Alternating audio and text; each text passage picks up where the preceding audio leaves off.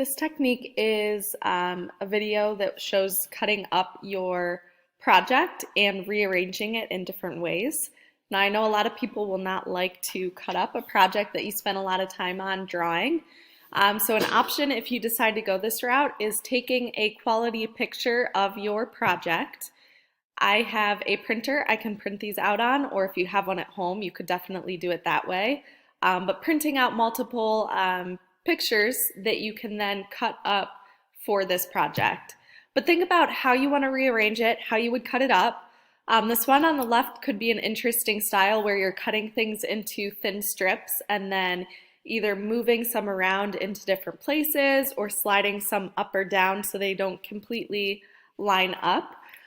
Or maybe you cut them up into strips, put a little bit of spacing in between, or paint some of the strips different colors with watercolor. So be creative with the placement. This one on the right is using more squares, and if you're going this route, you might want to print it out twice, so you have maybe one still life in the background, and then the second one you print, you could cut out pieces to rearrange on top of it.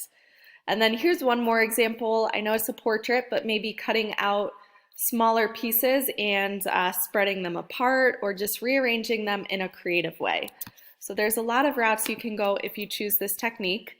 I'm going to go ahead and play this time-lapse video of an example that I did where I'm just cutting out small triangles and almost like a puzzle rearranging them, but I am leaving small gaps in between.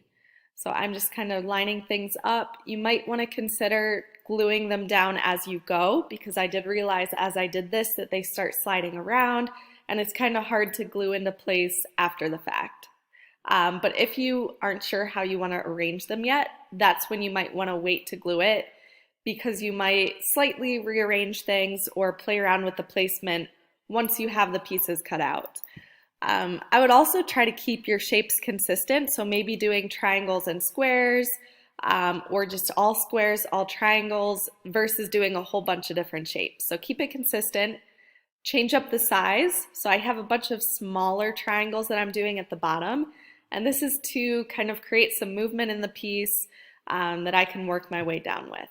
But at this point, I'm just using some glue, painting the back of these pieces with that glue. You could even just do a glue stick to place the pieces onto the paper here. But be creative. There's so many directions you can take this, maybe even replacing some of the pieces with cutout tissue paper, tinfoil. So try to go above and beyond and come up with some interesting ways to cut up and collage and rearrange your project.